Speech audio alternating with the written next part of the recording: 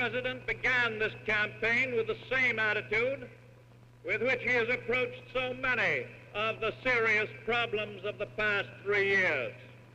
He sought to create the impression that there was no campaign on at all, just as he had sought to create the impression that all was well with the United States and that there was no depression.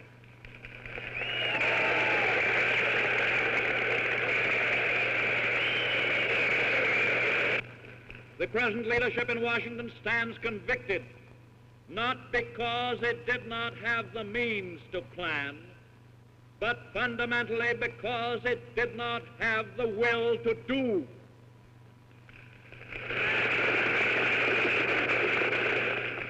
And that is why next week the American people will register their firm conviction that this administration has utterly and entirely failed to meet the great emergency of modern times.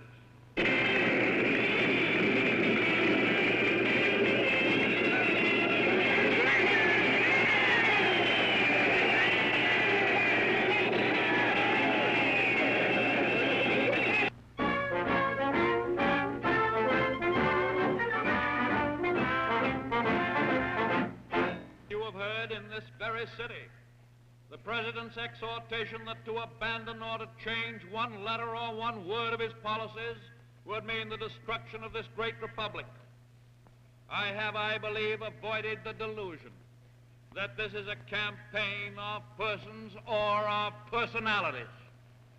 To indulge in such a fantastic idea of my own individual importance would be to betray the common hope and the common cause that has brought us all together this year.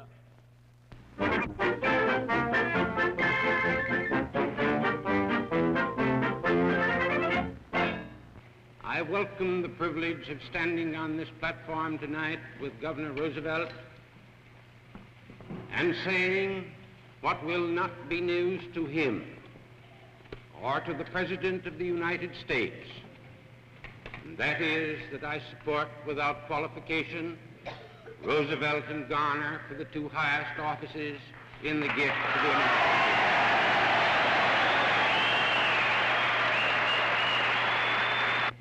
I hope America, chastened by disaster, suffering as she is, will rise to that liberal leadership which will replace suspicion with confidence and which never is afraid.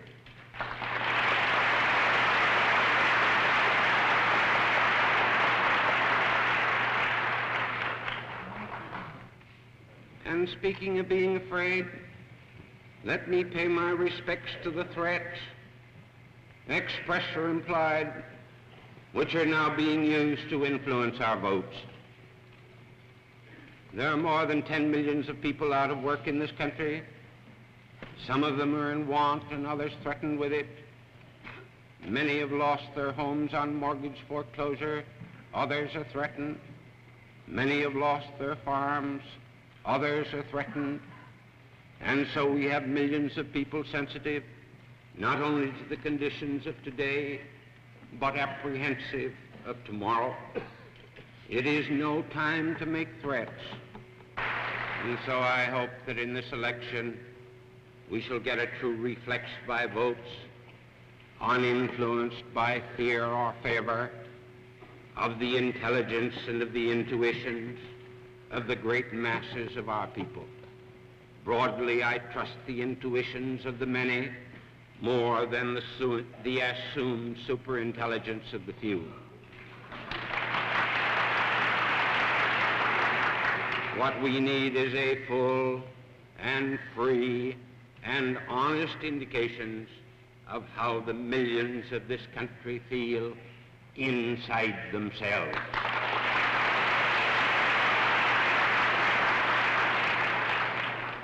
Mr. Chairman, what I am concerned about in this fast-moving world, in a time of great crisis, both at home and abroad, is not so much, I'm not so much concerned about a program as a spirit of approach, not so much concerned about a mind as a heart.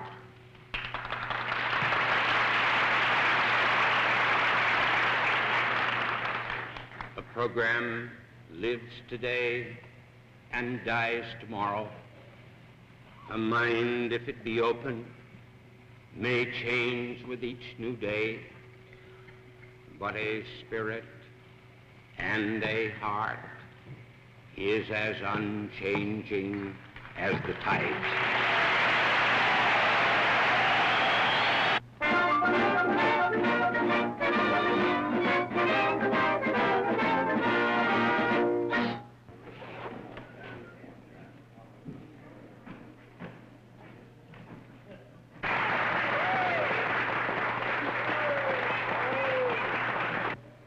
I think we all ought to go out to Hollywood from Hyde Park. We'd be good, you know. They got us all trained.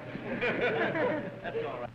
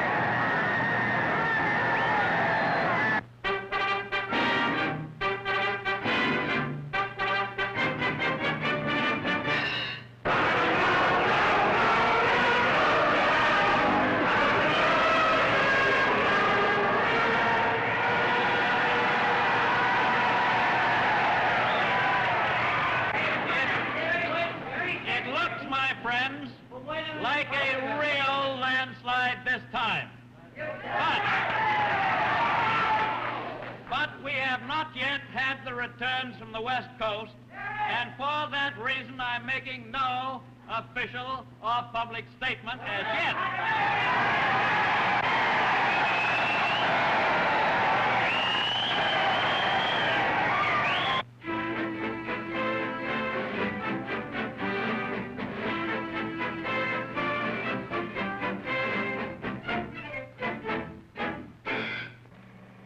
Well, Louis, it's all over now.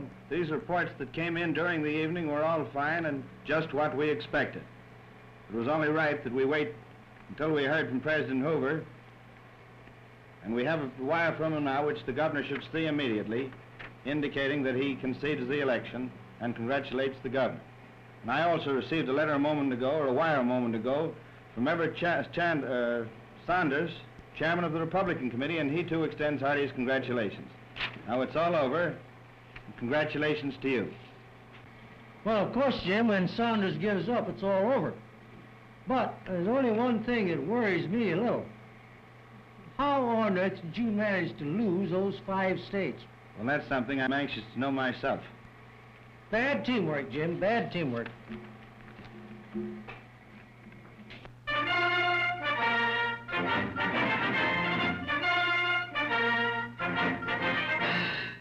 I am glad of this opportunity to extend my deep appreciation to the electorate of this country, which gave me yesterday such a great vote of confidence. It is a vote that had more than mere party significance. It transcended party lines and became a national expression of liberal thought. It means, I am sure, that the masses of the people of the nation firmly believe that there is great and actual possibility in an orderly recovery through a well-conceived and actively directed plan of action.